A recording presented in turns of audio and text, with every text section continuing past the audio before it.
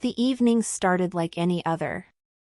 Daniel and I had just finished dinner, the remnants of our meal still sitting on the table, untouched. He'd been unusually quiet, staring into his plate while I tried to make small talk. I could feel the weight of his silence pressing on me, but I didn't want to address it just yet. Instead, I kept pretending everything was fine, even though I could tell he was drifting away from me. We'd been here before, but this time it felt different. The walls of our home, once full of laughter and conversation, now felt hollow. I excused myself to go to the bathroom, hoping the distance would give me a moment to breathe. The tension between us was suffocating, but I wasn't sure how to fix it. What could I say? What could I do to turn this around? As I sat there, trying to collect my thoughts, my phone buzzed on the counter. I glanced at it, half expecting it to be a work message, but it was from Mark. I froze. My heart skipped a beat as I saw the message, "I still want you." Those words hit me harder than I expected. They were simple, but they carried with them a weight of unresolved feelings, of memories that I had tried so hard to bury. I hadn't heard from Mark in months, not since we had decided to part ways. He had always been there, lurking in the background of my past, and now this message was pulling me back into it. I didn't know how to react. Part of me wanted to throw my phone away, to delete the message and pretend it had never happened. But another part of me, the part one didn't want to admit was still there, felt a rush of excitement, of validation. Maybe it was just nostalgia, maybe I was just lonely, but I couldn't deny the small spark that Mark's words ignited. I quickly typed a reply, keeping it casual. "Hey, it's been a while. How have you been?" I told myself it was harmless. It didn't mean anything. I didn't want to hurt Daniel. I loved him, didn't I? So why was I even entertaining this? But it was too late to take it back. I couldn't unsee Mark's message, and I couldn't ignore the emotions it stirred in me. I slid my phone back into my pocket just as I heard Daniel's footsteps approaching. My stomach tightened, and I quickly wiped away any trace of emotion from my face, hoping he wouldn't see through me. I had learned to hide my feelings well over the years, but tonight, it felt different. Tonight, everything was about to change. Daniel stood in the doorway, his eyes scanning my face with an intensity one hadn't seen in weeks. He didn't say anything at first. Instead, he just looked at me, as if trying to read the thoughts behind my eyes. I could feel the tension building again. The moment hung in the air, thick and heavy. "What's wrong?" he asked, his voice quiet but sharp. I tried to smile, brushing off the unease that had settled in my chest. "Nothing. Just a long day," I said, hoping he wouldn't press further. I couldn't deal with this right now. I needed time to figure out what was going on inside me before I could explain it to anyone else. But Daniel wasn't convinced. He stepped closer, his eyes narrowing as he looked at me more closely. I could tell something was off. He wasn't buying the excuse. "I don't believe you," he said softly. "What were you looking at on your phone?" My heart raced, and for a split second, I felt trapped. I wanted to lie, to tell him it was nothing, to pretend everything was okay. But the words caught in my throat. The truth felt like a weight I wasn't ready to carry. So, instead of admitting what I knew was coming, I did what I always did when things got difficult, I lied. "It was nothing, just a message from a friend," I said quickly, trying to sound casual. I haven't talked to him in ages. Daniel didn't say anything for a long moment. He just stood there, staring at me. His gaze felt like it could see right through me, but I kept up the act. I couldn't tell him about Mark, not now. Not when everything was already on the brink. Finally, he sighed, a deep, heavy sigh that seemed to carry all the weight of his frustration.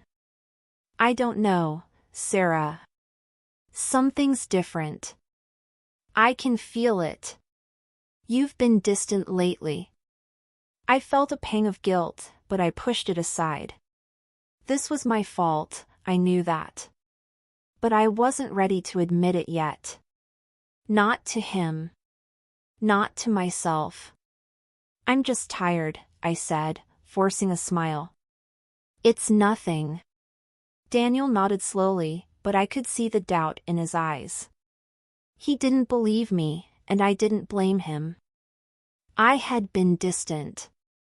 I had been hiding something, but I didn't know how to fix it. I didn't know how to make it stop. He turned to leave, but just before he reached the door, he paused and glanced back at me. I'll sleep in the guest room tonight, he said, his voice barely above a whisper. I think we need some space. I nodded, my throat tight with emotion. I watched him walk out of the room, the door clicking softly behind him. And just like that, everything felt like it was falling apart. The days following Daniel's decision to sleep in the guest room were a blur. The silence in the house was deafening. Every morning, I would wake up and find the space beside me cold and empty, the sheets perfectly made as if he hadn't even been there.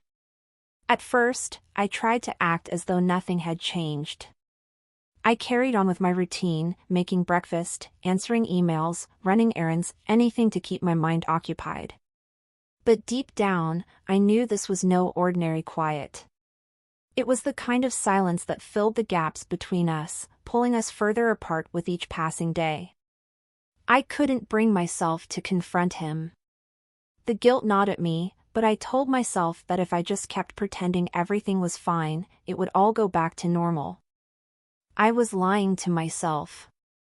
I knew that. But the thought of facing the truth was unbearable. What could I say?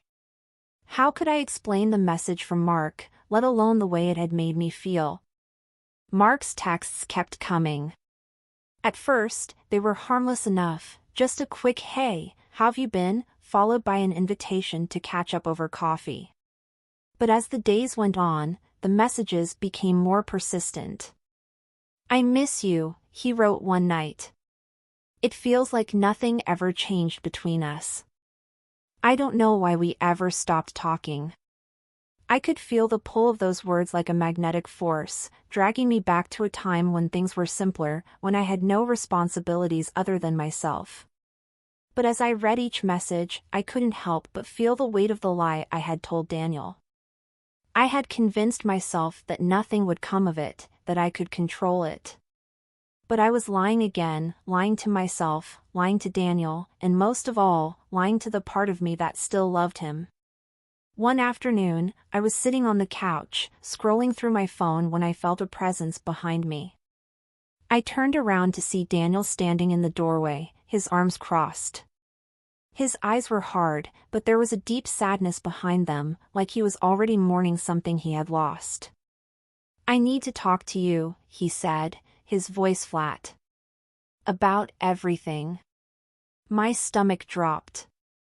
The way he said it, so calm, so final, made me feel like I was already on the edge of losing him.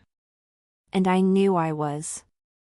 I had already started losing him the moment I chose to lie, the moment I decided that avoiding the truth was easier than facing it. I put my phone down, my heart pounding in my chest. Okay, I said, trying to sound composed. What's on your mind? He stepped into the room, his gaze never leaving me. I don't know what's going on, Sarah. But I know something's off. I can feel it. You're not the same. You've been distant, and every time I try to talk to you about it, you shut me out. He paused, taking a deep breath. I saw the messages on your phone. My breath hitched. He had seen them. The lie had been exposed, and now there was no way to take it back. I felt a cold wave wash over me, and for a moment, I didn't know what to say. Every word I had prepared in my mind seemed meaningless now. I didn't want to hurt you, I said, my voice barely above a whisper.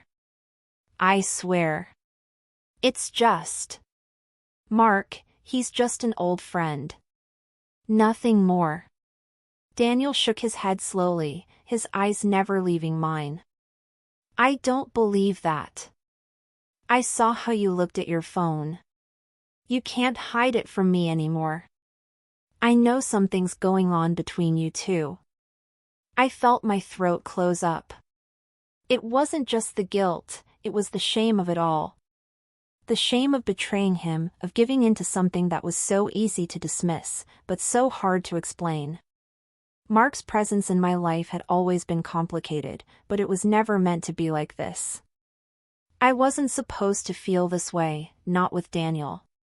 I'm sorry, I said, my voice breaking. I never meant for any of this to happen. Daniel looked at me for a long moment, his expression unreadable. Then, he finally spoke.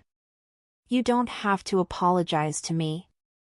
You owe it to yourself to figure out what you really want. The words stung. They cut deeper than I expected, because in that moment, I realized that I had already lost him. I could see it in his eyes, the distance, the wall he had built between us. I had pushed him too far, and now there was no way back. I can't keep living like this, he said, his voice softer now. I've been trying to ignore it, trying to hope that things would go back to normal. But they won't. Not after this. You've lied to me, Sarah, and I don't think I can trust you anymore. The weight of his words crushed me. I had known this was coming, but hearing him say it out loud felt like a physical blow. I had destroyed the one thing that mattered to me most. Please, Daniel, I begged, my voice shaking. Don't leave. I'll fix this. I swear I will. He shook his head, his face filled with a mixture of sadness and resignation. I don't think you can fix this. And I don't know if I can forgive you. Not this time. I felt a cold chill in my bones. This wasn't just a fight. This was the beginning of the end. Daniel turned and walked out of the room, leaving me standing there, alone with the weight of my actions. As I listened to his footsteps fade down the hall, I felt the walls close in around me. I had lost him. And I didn't know how to get him back. The days following Daniel's departure were a blur of confusion and guilt. Every corner of our home seemed to echo with his absence. I went through the motions of daily life, cooking meals that I no longer had the heart to enjoy, cleaning the house I once thought of as a sanctuary, but none of it felt real anymore. It was as if I was living in a half-finished world, a place that was once full of promise but now lay in ruins because of my own mistakes. The texts from Mark kept coming. I told myself I was only replying out of politeness, but deep down, I knew that wasn't the case. There was something magnetic about his words, something that made me feel alive in a way I hadn't felt in years. It was a dangerous game I was playing, but the temptation to reconnect with the past, to feel wanted again, was overwhelming. I had tried to reach out to Daniel, but he wouldn't answer my calls. The voicemail inbox was full of messages I never left, full of desperate pleas to talk, to fix what we had broken. But he wouldn't listen. And each unanswered attempt made my heart sink lower. I sat on the couch one afternoon, scrolling through old photos on my phone. The image of Daniel and me on our honeymoon in Greece made my chest tighten. We were so happy then, full of plans for the future, in love with the life we had built together. But looking at it now, I saw nothing but a lie. I had been lying to him for months, lying to myself. And now everything was falling apart, piece by piece. As I lingered on the photo, my phone buzzed again. Mark. His name flashed on the screen, and my breath caught in my throat. For a moment, I hesitated, my finger hovering over the message, wondering if I should just leave it unread. But I couldn't. I needed to know what he wanted this time. "Are you free tonight?" the text read. "We need to talk." My heart raced. I hadn't seen Mark in over a year, not since we had decided to part ways. But this felt different. I wasn't sure what I was expecting, but the urge to meet him, to see him again, was undeniable. I stared at the message for a long time, my fingers trembling. I thought about Daniel, about how he had trusted me, about how I had destroyed that trust. I thought about the future that was now slipping through my fingers like sand. But I couldn't help myself. I replied. "Where and when?"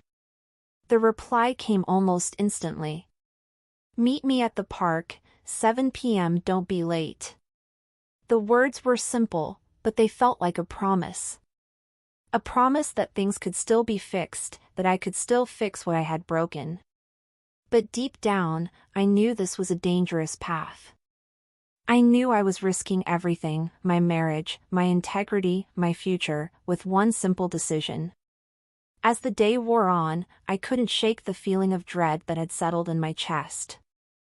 I kept imagining what I would say to Daniel when he found out. How could I explain this? How could I explain why I had let myself fall back into this mess? There was no excuse. Not really. By 6:30 p.m., I found myself standing in front of my mirror, staring at my reflection. I hadn't dressed up for anyone in a long time, not since the days when Daniel and I were still in that honeymoon phase.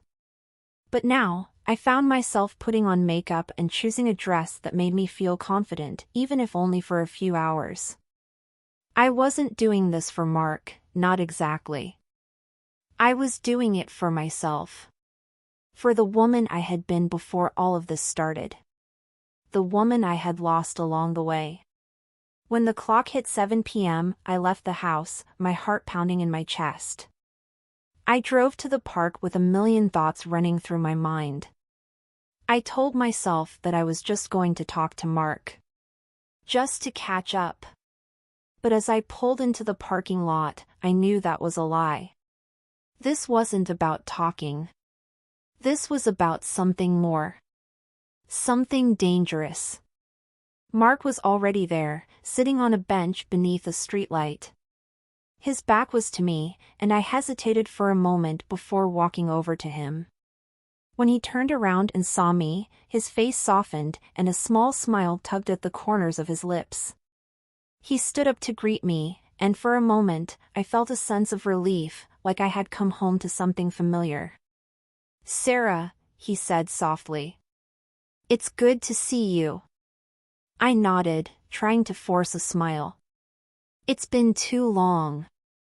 He sat back down, patting the spot beside him. I hesitated but eventually sat down next to him, close enough to feel the warmth of his body. The air between us was thick with unspoken words, with memories of everything that had once been. The tension was palpable. "So," I said, my voice shaking slightly. "What did you want to talk about?" Mark looked at me for a long moment, his eyes searching mine. "I've been thinking a lot about us," he said quietly. "About everything we had. And I know it's been a long time, but I still feel like there's something between us. Something that never really went away." I swallowed hard, my heart pounding. His words were like a spark to dry tinder, setting something inside me alight. I wanted to say something, to tell him that I couldn't be the person he wanted me to be, that I was married, that I had made a commitment. But the words wouldn't come. Instead, I just sat there, listening to him, feeling the pull of what we had once shared. "Mark, I started, but my voice faltered." "You don't have to say anything," he interrupted gently. "I just needed to know if you felt the same way. If there's still something here." I didn't answer right away. My mind was spinning. The weight of my lies, my marriage, Daniel's heartache, all of it pressed down on me like a heavy blanket. But still, I didn't know what to say. The truth was, I wasn't sure I even knew what I wanted anymore. The silence that followed Mark's question felt endless, the weight of his words hanging in the air between us. I could hear the distant sound of children laughing in the distance, the rustling of leaves in the trees above us, but it all seemed so far away. It was as if the world had narrowed down to just the two of us, and every breath I took was a reminder of how deeply I had betrayed my marriage, how badly I had let everything slip through my fingers. I couldn't answer him. Not right away. I had spent so much time running from the truth, burying it beneath layers of excuses and half-truths, that now, when it was finally staring me in the face, I didn't know how to respond. There was so much I needed to say, but none of it felt right. None of it could undo the damage that had been done. Mark looked at me, his gaze soft but intense. I could see the hope in his eyes, the same hope I had once felt when I thought about our future, before everything fell apart. It was almost cruel, the way he was still holding on to something that I had already let go of. But I couldn't bring myself to tell him that. Not now, not like this. I don't know what I'm doing, Mark, I finally said, my voice barely above a whisper. I thought I could fix things. I thought I could go back to the way things were. But I can't. I've already hurt too many people. His expression softened, and he reached out, placing his hand on mine. I never wanted to be the one who caused you pain, Sarah. I just wanted to know if there was still a chance for us. I pulled my hand back slowly, the action feeling like a betrayal to myself as much as it did to him. I wasn't the person I used to be. And I wasn't sure if I could be the person he wanted me to be. It wasn't about him. It was about me. I had spent so much time trying to fill the emptiness inside with distractions, with Mark, with lies. But in the end, none of it had ever been enough. I'm married, I said, the words tasting like ash in my mouth. I made a vow to someone else. I can't just pretend that doesn't matter. Mark stared at me, his face unreadable for a moment, before he nodded slowly. I understand. I always knew that you were someone who took your commitment seriously. I guess I wanted to believe that we could pick up where we left off. I shook my head, the realization sinking in that I had been holding on to something that wasn't real anymore. The past was gone, and so was the person I had been. The woman sitting here now was someone else entirely. Someone who had made mistakes, who had hurt people she loved, and who didn't have the luxury of pretending that everything was still okay. I've lost myself, I whispered, more to myself than to him. And I don't think I can find my way back. Mark's face softened, and for a moment, I saw a flicker of something like pity in his eyes. But he didn't press further. He just stood up, brushing the dirt from his jeans. I'm sorry, Sarah, he said, his voice thick with regret. I never meant to make things harder for you. I just wanted to know if you still cared. I do, I said, almost choking on the words. But not in the way you want me to. For a long time, neither of us spoke. The park felt colder now, the fading light casting long shadows over us. It was as if the world was closing in, and I was finally facing the consequences of everything I had done. Mark looked down at the ground, his expression distant. Then, without another word, he turned and walked away, disappearing into the growing darkness. I sat there for a long time after he left, the stillness surrounding me like a blanket. I couldn't shake the feeling that something important had shifted, but I wasn't sure if it was for the better or the worse. I had made a decision, and it wasn't the one I thought I would make when I first sat down next to Mark. I had chosen the hard path, the path that required me to face my mistakes head-on, to stop running from them, and to accept the consequences. When I got home, the house was dark. The only light came from the lamp on the side table, casting long shadows against the walls. Daniel was there, sitting on the couch, his face unreadable. He didn't say anything when I walked in. He didn't need to. I stood there for a moment, unsure of what to say. I had been avoiding this moment for so long, thinking that if I just kept pretending, things might somehow fix themselves. But there was no hiding from the truth anymore. "I saw Mark," I said quietly, my voice shaky. "We talked." Daniel didn't respond at first. He just sat there, his gaze fixed on the floor. The silence between us was heavy, like the weight of everything that had happened was pressing down on both of us. "I've been thinking a lot," I continued, my heart pounding. "About everything. About us. And I know I've hurt you. I know I've betrayed your trust, and I can never take that back. But I want you to know that I've made my choice." Daniel looked up at me then, his eyes filled with pain, but also something else. Maybe it was the same regret I had been feeling, the same sense that we had both been drowning in a sea of lies for too long. "I'm sorry," I whispered. "I'm so sorry for everything." He stood up slowly, his hands clenched at his sides. "I don't know if I can forgive you, Sarah," he said, his voice tight. "I don't know if I can ever trust you again." "I understand," I said, my heart breaking with each word. "But I need you to know that I'm done running. I can't keep living in this lie. I have to face what I've done." For a long time, neither of us said anything. The silence between us felt final, like the end of something we couldn't fix. But in that moment, I knew I had done the right thing.